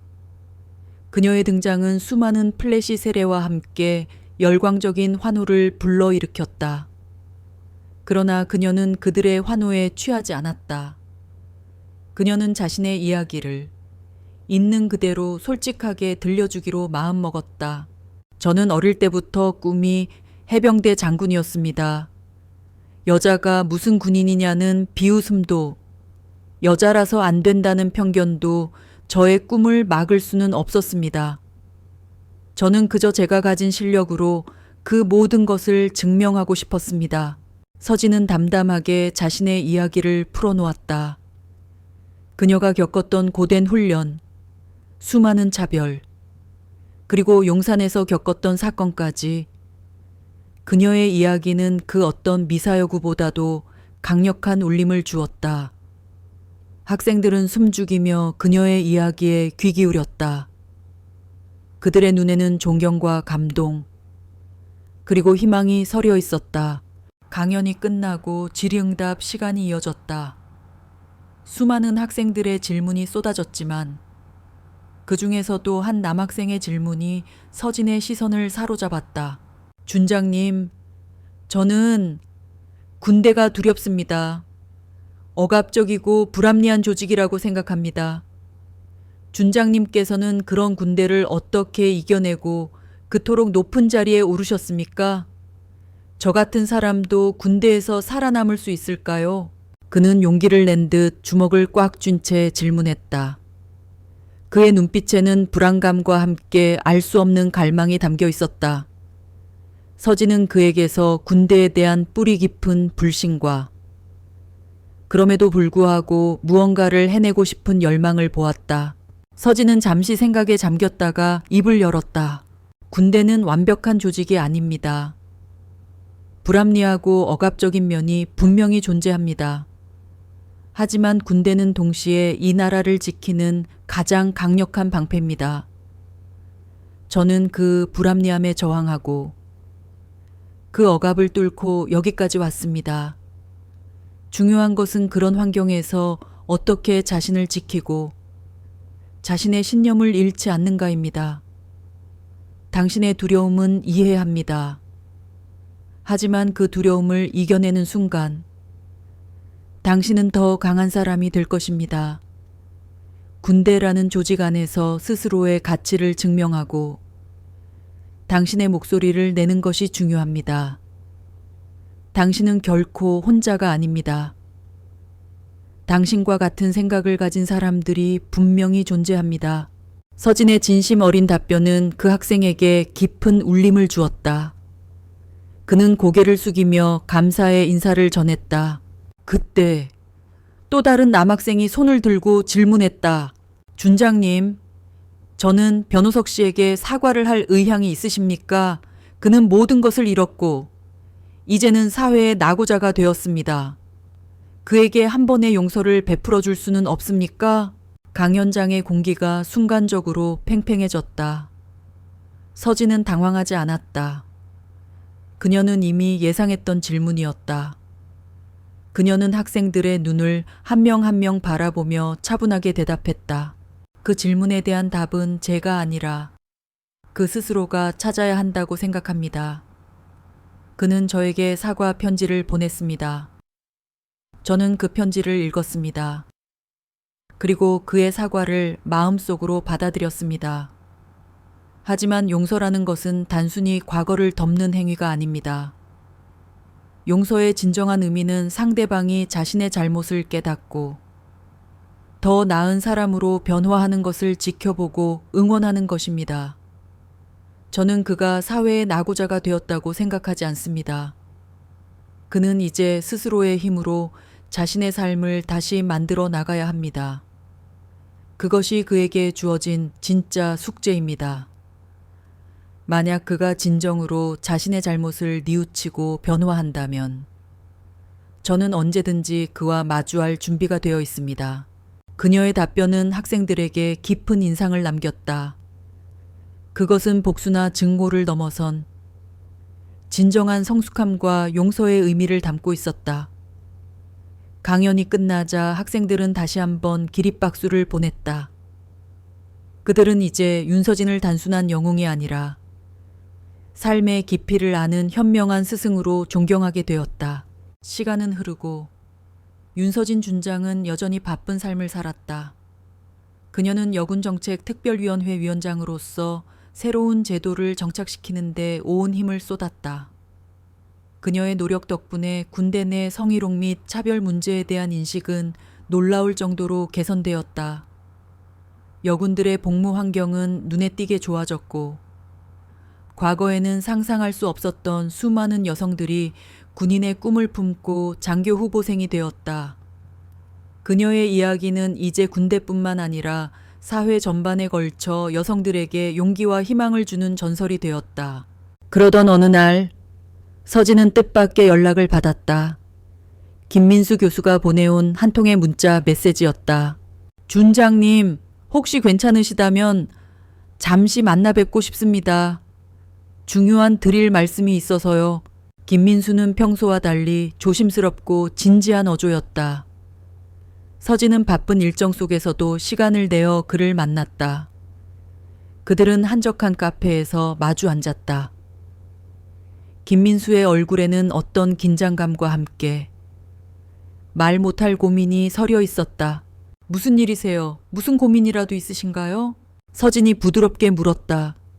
김민수는 망설이다가 깊은 한숨을 내쉬었다. 준장님, 사실 얼마 전에 제가 졸업한 대학교에서 특강을 하게 되었습니다. 주제는 사회적 낙오자에 대한 재조명이었는데 강연을 마치고 한 청년이 저를 찾아왔습니다. 그런데 그가 준장님을 언급하더군요. 김민수의 말에 서진은 직감적으로 그가 누구를 말하는지 알아차렸다. 혹시 변호석 씨인가요? 네, 맞습니다. 변호석 씨였습니다. 김민수는 고개를 끄덕였다. 그의 이야기는 계속되었다. 변호석은 모든 것을 잃은 채 절망 속에서 살아가고 있었다고 했다. 군무원 파면 처분으로 인해 그의 삶은 완전히 망가졌다. 사회에서는 그를 윤서진 준장에게 망신당한 남자로 낙인 찍었다. 그는 모든 것을 잃고 깊은 우울증에 시달렸다고 했다. 술에 의존하며 폐인처럼 살았다고 했다. 그러나 그의 삶에 한 줄기 빛이 들어왔다고 했다. 바로 윤서진 준장의 강연 영상이었다. 그는 우연히 유튜브 알고리즘을 통해 서진의 강연 영상을 접하게 되었다. 처음에는 복수심에 이를 갈며 영상을 봤지만 그녀의 강연을 듣는 순간 그는 알 수 없는 감정에 휩싸였다고 했다. 특히 한 남학생이 자신과 같은 질문을 했을 때 서진이 대답했던 말이 그의 가슴에 깊이 박혔다고 했다. 용서의 진정한 의미는 상대방이 자신의 잘못을 깨닫고 더 나은 사람으로 변화하는 것을 지켜보고 응원하는 것입니다. 그의 눈에 보였던 것은 더 이상 복수의 대상이 아니라 그를 진심으로 변화시키고자 하는 한 인간의 깊은 진심이었다. 그는 그 순간 자신이 얼마나 비겁하고 어리석었는지 깨달았다고 했다. 그는 자신에게 닥친 모든 불행이 윤서진 때문이 아니라 오직 자신의 오만함과 무지 때문이었다는 것을 깨달았다고 했다. 그래서 그는 삶을 다시 시작하기로 결심했습니다. 페인처럼 살았던 삶을 청산하고 새로운 일을 시작했습니다. 작은 봉사단체에서부터 시작해서 지금은 여성인권 단체에서 일하고 있습니다. 그는 자신이 과거에 저지른 잘못을 속죄하고 그 잘못을 바로잡기 위해 노력하고 싶다고 하더군요. 김민수의 목소리에는 감동과 함께 복잡한 감정이 서려 있었다. 그런데 그가 마지막으로 제게 부탁한 것이 있었습니다. 준장님께 직접 찾아가 사과하고 싶다고 했습니다. 하지만 그는 감히 준장님을 찾아뵐 엄두를 내지 못하고 있습니다. 혹시 준장님께서 그를 한 번만 만나 주실 수 있으시겠습니까? 김민수의 부탁에 서진은 아무 말도 할 수 없었다. 그녀는 그에게서 오는 편지를 읽었지만 그가 진정으로 변화했을 거라고는 생각하지 못했다. 그녀는 그저 그가 모든 것을 잃고 나서야 비로소 후회하는 것이라고 생각했다. 하지만 김민수가 들려준 변호석의 이야기는 그녀의 생각을 완전히 바꾸어 놓았다. 그는 단순히 용서를 구하는 것이 아니라 자신의 삶을 통째로 바꾸어 버린 것이다. 제가 그를 만나지 않으면 그의 변화는 의미가 없는 걸까요? 서진은 조용히 물었다. 아닙니다. 준장님의 용서는 이미 충분했습니다. 하지만 그에게는 준장님의 직접적인 용서가 필요할 것 같습니다. 그래야만 그가 진정으로 새로운 삶을 시작할 수 있을 것 같다고 했습니다. 서진은 김민수의 진심 어린 눈을 보았다. 그리고 오랜 고민 끝에 결정을 내렸다. 좋아요, 그를 만나겠습니다. 서진의 대답에 김민수의 얼굴에는 안도와 기쁨이 동시에 스쳐 지나갔다. 그는 감동한 듯 고개를 끄덕였다. 감사합니다.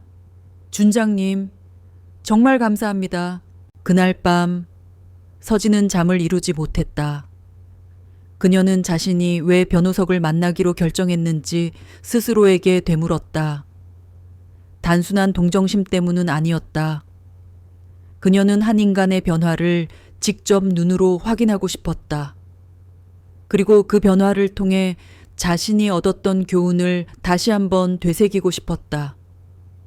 진정한 승리는 적을 무너뜨리는 것이 아니라 그들까지도 변화시키는 데 있다는 것을 그녀의 마음은 다시 한번 용기와 희망으로 가득 찼다. 며칠 후 서진은 김민수와 함께 한적한 공원의 벤치에 앉아 있었다. 그들은 변호석이 오기를 기다렸다. 서진의 마음은 평온했다. 긴장감도 불안감도 없었다. 그녀는 그저 한 인간으로서 다른 한 인간의 변화를 지켜볼 뿐이었다. 멀리서 한 남자가 걸어오는 모습이 보였다. 그의 얼굴에는 과거의 오만함이나 비굴함은 찾아볼 수 없었다. 낡은 옷을 입고 있었지만 그의 눈빛은 맑고 단단해 보였다. 그는 바로 변호석이었다. 그는 서진의 앞에 멈춰 서서 깊이 고개를 숙였다.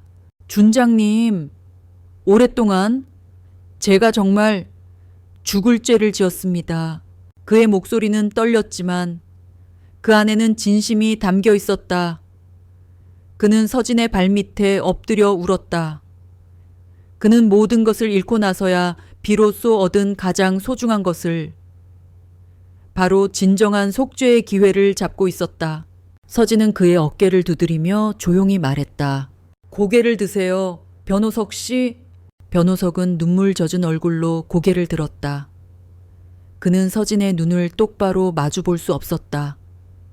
그러나 서진은 그의 눈을 피하지 않고 마주 보았다. 저는 이미 당신을 용서했습니다. 당신이 보낸 편지를 읽었고 당신의 사과를 마음속으로 받아들였습니다. 당신은 이제 더 이상 과거에 얽매일 필요가 없습니다. 서진의 따뜻한 말에 변호석은 오열했다. 그의 눈물은 후회의 눈물이자 동시에 새로운 삶을 시작하는 기쁨의 눈물이었다. 저는 이제 여성인권단체에서 일하고 있습니다. 제가 과거에 저지른 잘못을 바로잡고 저와 같은 사람들을 돕고 싶습니다. 변호석의 말에 서진은 환한 미소를 지었다. 잘 생각하셨습니다. 당신의 그 변화는 저에게도 큰 힘이 됩니다. 진정한 용서란 당신이 더 나은 사람이 되는 것을 지켜보는 것입니다. 당신의 새로운 삶을 응원하겠습니다. 서진의 말에 변호석은 고개를 숙여 그녀에게 마지막 인사를 전했다. 그는 그녀의 따뜻한 말 한마디에 모든 것을 얻었다. 그는 이제 더 이상 사회의 낙오자가 아니었다. 그는 자신의 잘못을 인정하고 그 잘못을 바로잡기 위해 노력하는 한 인간이었다. 그는 새로운 삶을 살기 시작했다. 서진은 변호석이 떠나는 모습을 말없이 지켜보았다.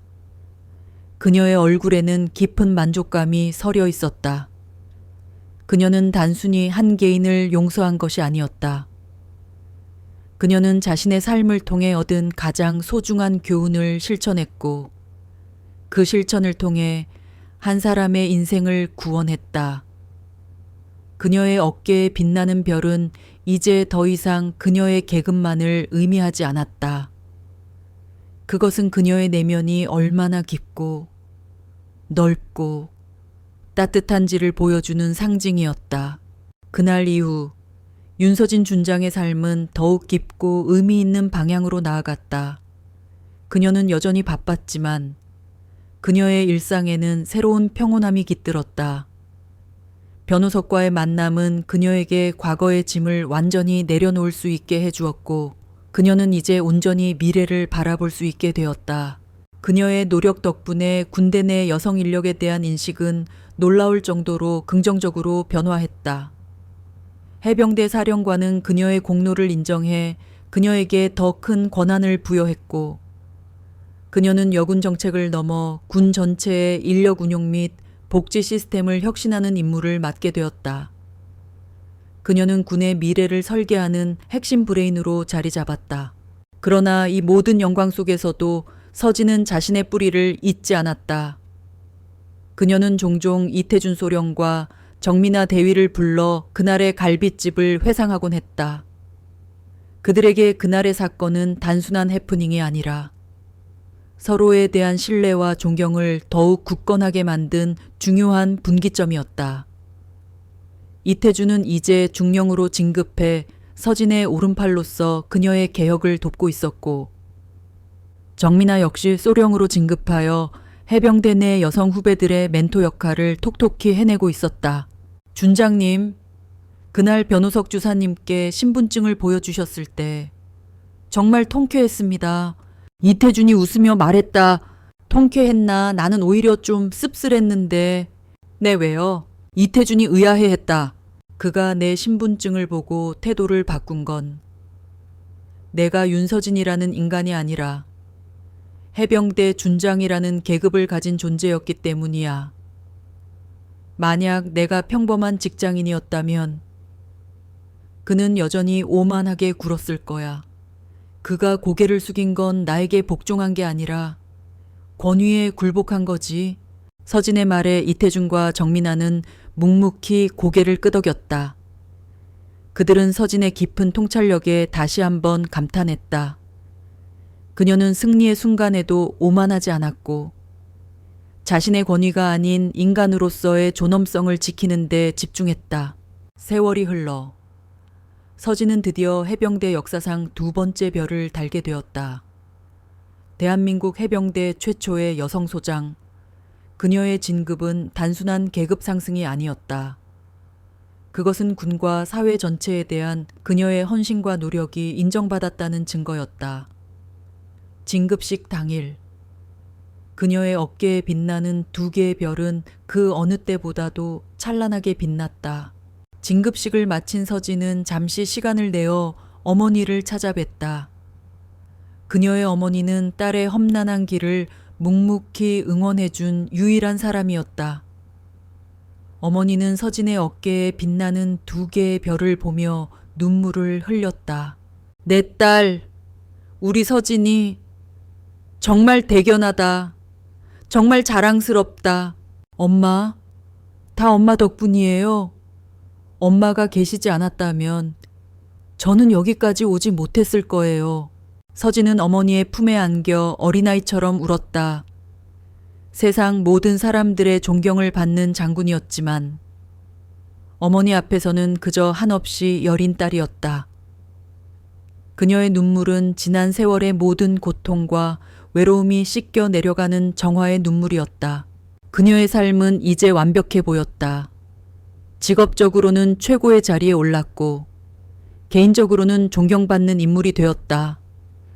그녀의 옆에는 든든한 동료들이 있었고 그녀의 뒤에는 그녀를 따르는 수많은 후배들이 있었다. 그리고 그녀의 앞에는 그녀와 깊은 교감을 나누는 김민수 교수가 있었다. 두 사람은 이제 서로에게 없어서는 안 될 존재가 되었다. 그러나 서진은 이 모든 성공이 한 사람의 희생 위에서 이루어졌다는 것을 잊지 않았다. 그녀는 변호석이 보내온 편지를 서랍 깊숙한 곳에 보관하고 있었다. 그것은 그녀의 성공을 끊임없이 상기시켜주는 소중한 기록이었다. 그녀는 그가 보내온 편지를 통해 그가 진정으로 변화하고 있다는 것을 알 수 있었다. 그는 이제 더 이상 그녀를 미워하지 않았고 자신의 삶을 책임지려 노력하고 있었다. 그녀는 진정한 리더십이란 힘으로 상대를 제압하는 것이 아니라 자신의 진정성으로 상대를 변화시키는 것임을 깨달았다. 그녀의 삶은 이제 그 자체가 하나의 가르침이 되었다. 그녀는 수많은 여성 군인들의 롤모델이 되었고 군대라는 경직된 조직에 새로운 생명을 불어넣는 개혁의 상징이 되었다. 그녀의 이름은 이제 해병대 역사에 영원히 기록될 것이었다. 그러나 그녀에게 가장 중요한 기록은 그녀의 계급장이나 직책이 아니었다. 그녀에게 가장 중요한 기록은 그녀가 한 사람의 인생을 바꾸어 놓았다는 사실이었다. 그녀는 자신의 삶을 통해 진정한 승리란 증거를 멈추고 용서와 변화를 선택하는 데 있다는 것을 증명했다. 그녀의 이야기는 이제 해병대 전설을 넘어 우리 사회 전체의 영원한 이야기가 될 것이다. 그녀는 단순히 별을 단 장군이 아니라 수많은 이들의 마음에 희망의 별을 심어준 진정한 리더였다. 세월은 강물처럼 흘러 윤서진 준장은 이제 해병대 소장으로 진급하여 새로운 임무를 수행하고 있었다. 그녀의 삶은 군 내부의 개혁을 넘어 사회 전체에 긍정적인 파동을 일으키고 있었다.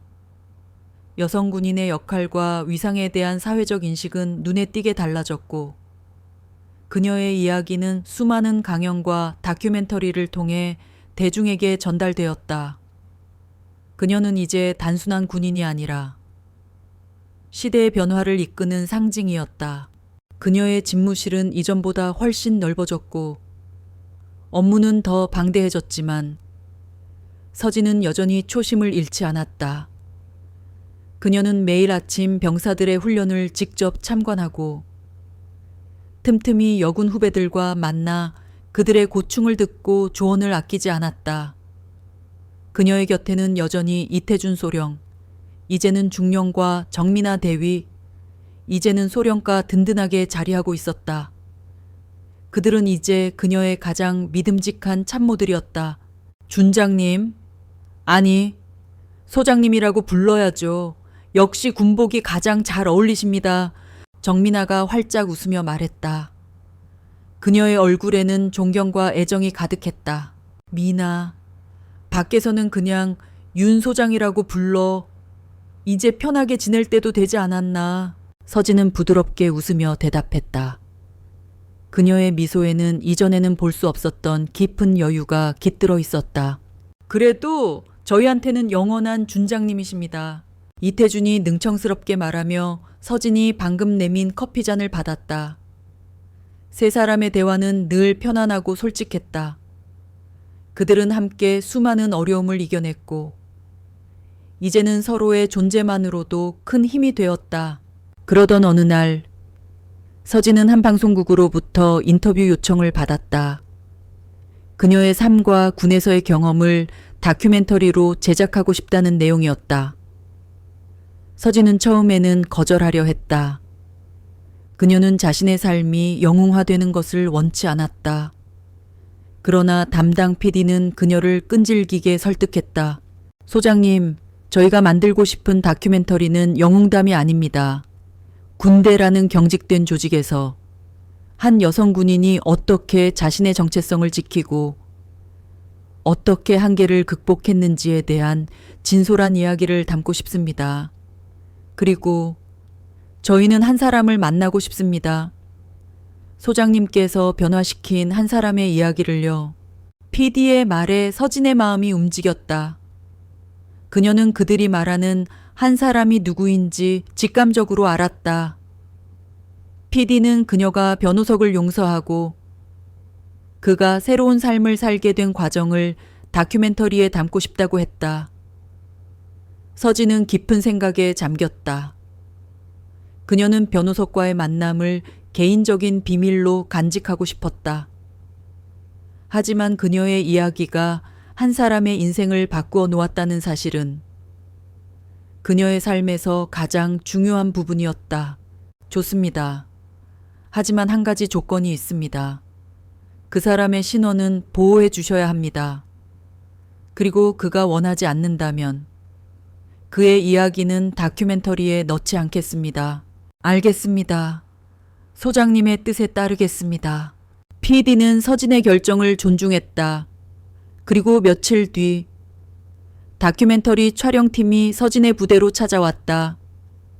그녀는 그들과 함께 자신의 일상을 공유하고 군에 대한 자신의 철학을 이야기했다.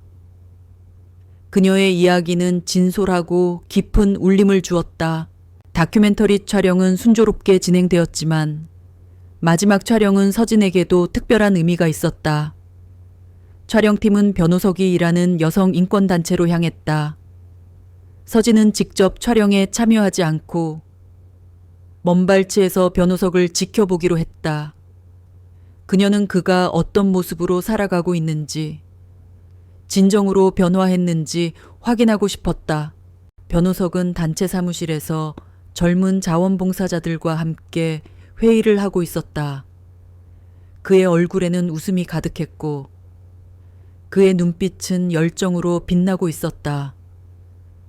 그는 더 이상 과거에 오만하고 비겁한 사람이 아니었다. 그는 진심으로 사람들을 돕고 싶어하는 따뜻한 인간이 되어 있었다. 그는 자신의 경험을 바탕으로 여성들의 고충을 듣고 그들에게 필요한 도움을 주기 위해 노력하고 있었다. 그는 회의를 마치고 잠시 밖으로 나와 담배를 피웠다. 그는 멍하니 하늘을 바라보았다. 그의 눈빛에는 씁쓸함보다는 깊은 회한과 함께 새로운 삶에 대한 감사함이 서려 있었다. 그는 자신의 삶을 망가뜨린 것이 윤서진이 아니라 그 자신이었다는 것을 깨달았다. 그리고 그 깨달음 덕분에 그는 새로운 삶을 얻을 수 있었다는 것도 알고 있었다. 그는 잠시 후 주머니에서 작은 수첩을 꺼냈다. 그 수첩에는 그의 삶을 바꾸어 놓은 윤서진 준장의 강연 내용이 적혀 있었다. 그는 그것을 매일매일 읽으며 자신의 삶을 반성하고 더 나은 사람이 되기 위해 노력하고 있었다. 서진은 그 모습을 보며 가슴이 뭉클해졌다. 그녀는 자신이 한 인간의 삶에 얼마나 큰 영향을 미쳤는지 깨달았다. 그녀의 용서는 그를 변화시켰고 그의 변화는 다시 그녀의 삶에 깊은 의미를 부여했다. 촬영이 끝난 후 PD는 서진에게 다가와 조심스럽게 물었다. 소장님, 변우석 씨에게 직접 인터뷰를 요청하지는 않았습니다. 그저 그의 현재 모습만 담았습니다. 혹시 이대로 괜찮으시겠습니까? 네, 괜찮습니다. 그의 변화는 그 스스로의 몫입니다. 그리고 그의 변화는 이미 충분히 아름답습니다. 더 이상 바랄 것이 없습니다. 서진은 진심으로 말했다. 그녀는 더 이상 그의 용서를 구할 필요가 없었다. 그녀는 이미 그를 용서했고 그의 변화를 통해 그녀의 삶은 더욱 충만해졌다. 그녀의 이야기는 이제 진정한 의미의 결말을 향해 나아가고 있었다. 시간은 물처럼 흘러 3년이 지났다. 윤서진 소장은 이제 중장 계급장을 달고 해병대 사령부의 주요 요직에 올랐다. 그녀의 어깨에는 이제 3개의 별이 빛나고 있었다. 해병대 역사상 최초의 여성 중장. 그녀의 이름은 이미 군의 전설을 넘어 대한민국 사회의 위대한 아이콘이 되었다. 그녀가 이끌었던 여군 정책은 이제 군의 모든 부대에 뿌리내렸고 남녀노소 할 것 없이 모든 장병들이 함께 존중하고 협력하는 문화가 정착되었다. 그녀는 여전히 바빴다. 그녀의 하루는 쉴 틈 없이 돌아갔지만 그녀의 마음은 과거 어느 때보다도 평화롭고 충만했다.